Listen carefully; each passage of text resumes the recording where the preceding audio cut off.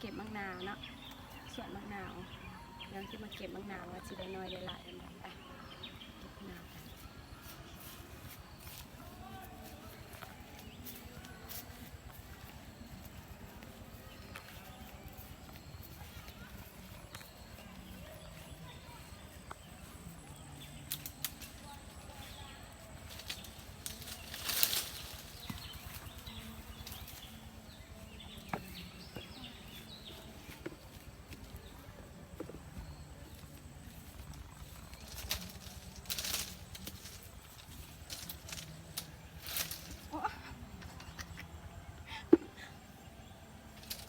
ลงมาฟาดตัวเองเลยเว้ยติดตามเบิ่งเด้อสิได้น้อยได้หลายสำใดเด้อ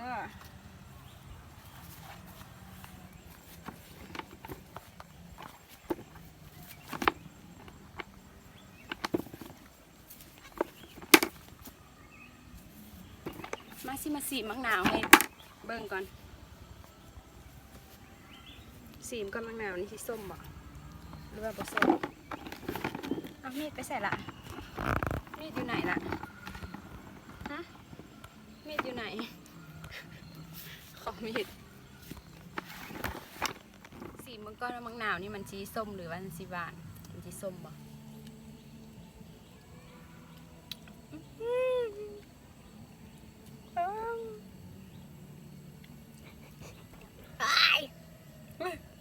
มะนาวของแท้เลยเด้อ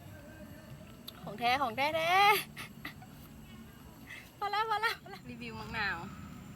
ว่ามันชีส้มบ่เรือโบส้มรีวิวมะนาวกันเด้อ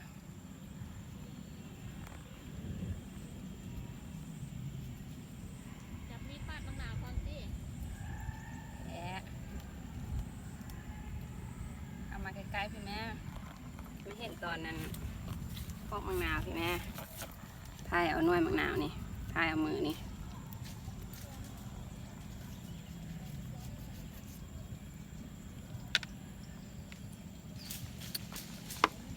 ถอย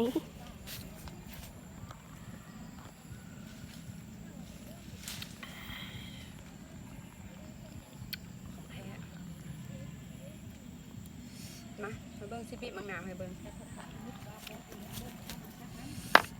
น้ำมะนาวให้เบิ้งเด้อ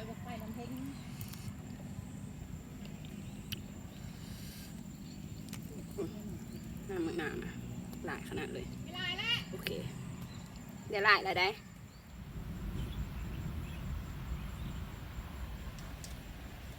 เก็บมะนาวท่ามกลางสายฝนยับ